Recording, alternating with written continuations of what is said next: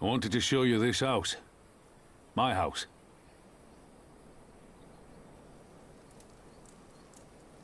You mean, this is where you grew up? Aye. Not much to look at, is it?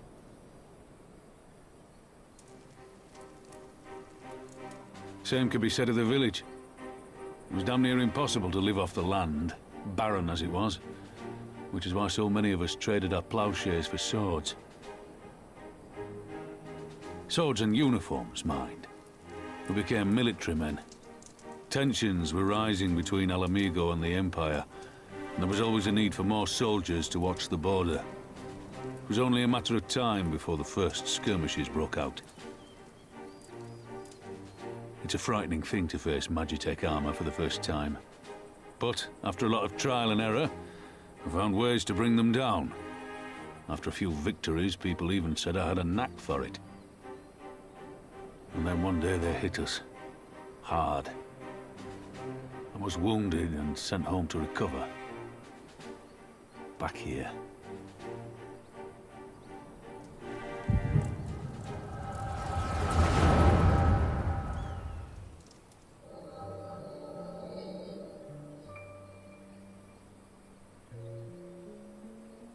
Will you remain silent for fear of the Mad King's vengeance? Of his eyes and ears in the shadows and his knives in the dark? You, who call this living dishonor our nation.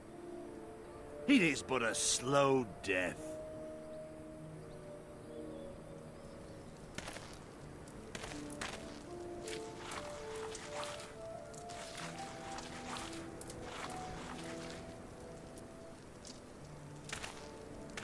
Liberty or death?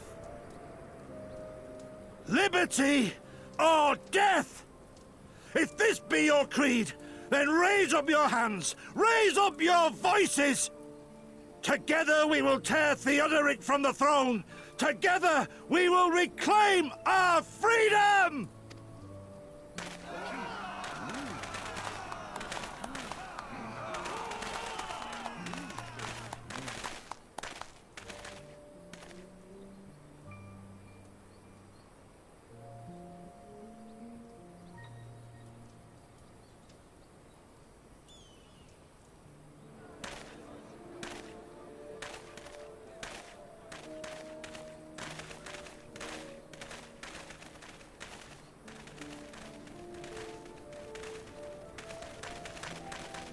Send you home to men, did they?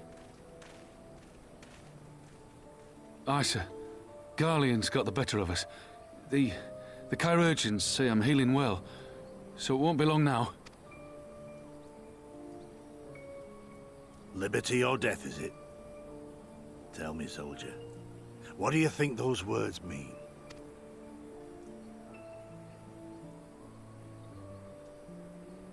We must needs be willing to die for liberty. Spoken like a true patriot. But liberty should not be the end in of itself. Liberty is a chance to build something better. A stronger, more prosperous home for our people. It's not quick or easy work. And it is never truly finished. But if you neglect it, then sooner or later, you look up to find you've traded one tyrant for another. Well, sir, I've never asked for much. Never wanted to live like a king, just wish it were a little bit easier is all. For me and everyone else. And I'm willing to die for that, if that's what it takes. Dying is easy, soldier. Living is harder. Rest, mend. Regain your strength. You'll need it in the days to come. And mayhap one day we will need it too.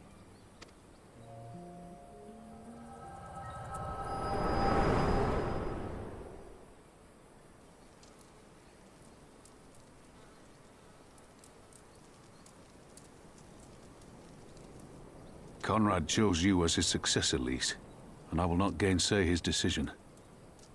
I have but one question to ask. Liberty or death?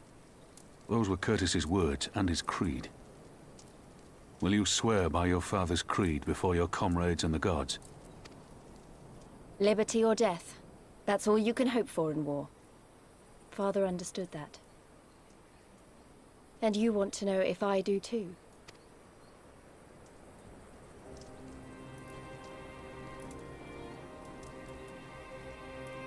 I swear to you, here and now, I will fight until the end. Be it liberty or be it death. But the freedom we win must be for every Alamegan, even ones like Fordola, though they may hate us, and the Ananta, though they may fear us. We'll fight, and we'll talk, and we'll find a way to make it work for all of us. Compared to all that, retaking our home will seem like the easy part.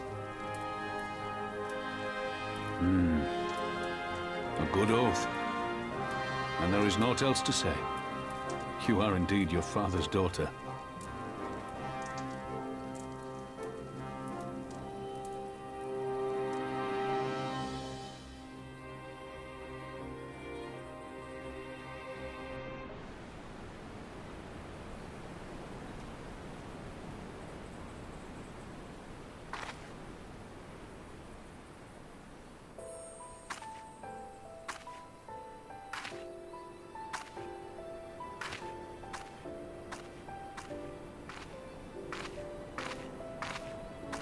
Sorry to have kept you waiting. Well, what do you think? I know it's a bit old-fashioned, but in a traditional sort of way, Ida wore it whenever she could. Not that I'm pretending to be her or anything. Not again. It's just...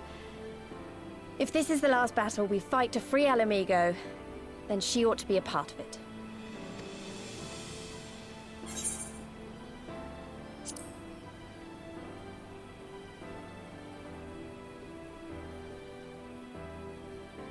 It's nice of you to say so. And a bit embarrassing. But mostly nice.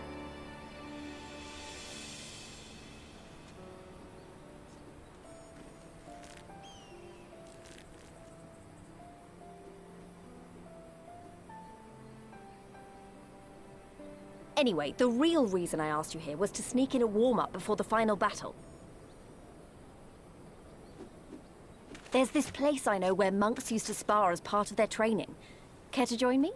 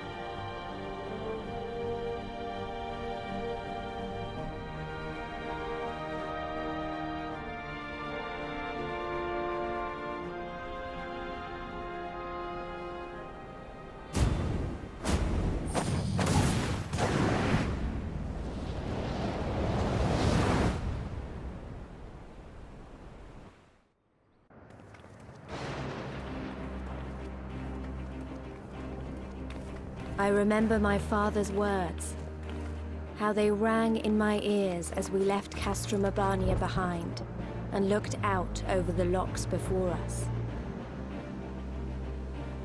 Comrades brave and true, they had come from all across Eorzea to stand with us, to stand against oppression and tyranny.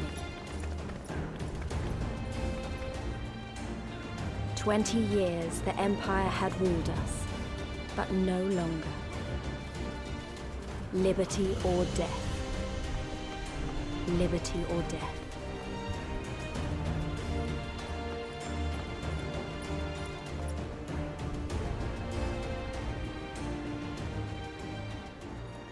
Ere we begin, I would say to you as a proud son of Alamigo that I am grateful to each and every one of you for your part in this endeavor.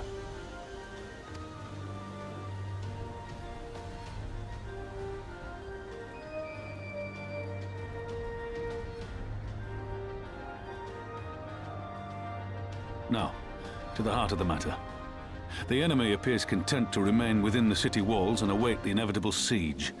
Open conflict has been sporadic thus far. Whether Xenos is biding his time until reinforcements arrive, or attempting to bait us into a trap, none can say. We know better than to trust his word. Regardless, we can ill afford to present Garlemald with a chance to ready her legions. It would be in our best interest to press for a swift resolution. A long siege wouldn't be good for the people in the city either. If food becomes scarce, you know who'll starve first. Just so. Therefore, I propose we commit our forces to an all-out assault. What say you?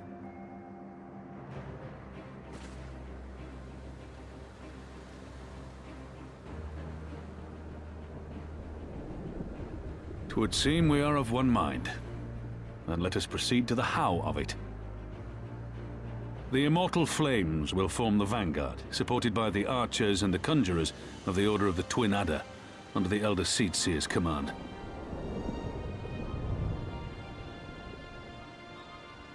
Once the main host has cleared a path to the walls, we will bring forward the artillery of the Maelstrom and the Temple Knights.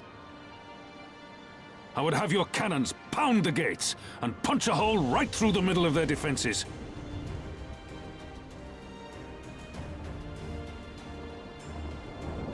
What about the resistance?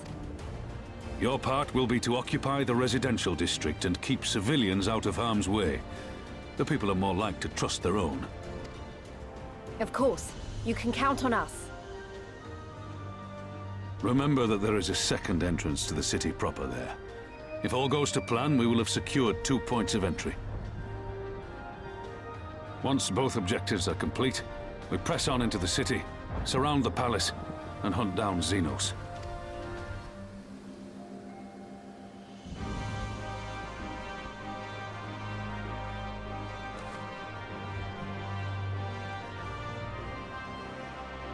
As for the Scions, you will be held in reserve as an irregular unit until we have more intelligence on your captured comrade.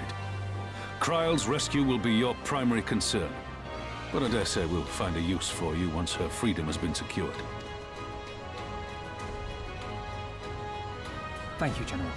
I pray we find her quickly.